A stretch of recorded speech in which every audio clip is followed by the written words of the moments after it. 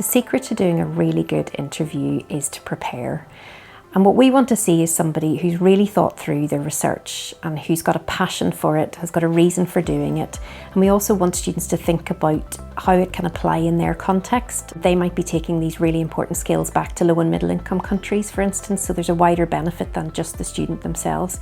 And if that's the case, we want to know about it. We want to know how it's going to apply in their context.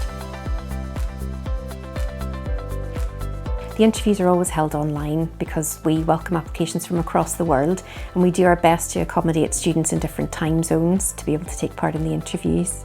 The interviews will generally be about 35 to 40 minutes long. There'll be a programme director there. There'll be a member of the evidence-based healthcare team, and also many times a supervisor that you've named on the project. A really important part of the interview is the presentation, where you present your research proposal to us, so you should give that some careful thought. Make sure it's succinct and allow us to see why you want to do this research and why you're the best person to do the research. Our job is to ask you questions and think through. There's no right or wrong approach, but we're looking for you to demonstrate how you thought through the project and the issues at hand. Number one priority is check out your Microsoft Teams, make sure it's up to date. Have a trial run with a friend of yours. It's really helpful so that it doesn't crash on the day or the sound doesn't work. You should try and have a private, quiet space so that you're not interrupted.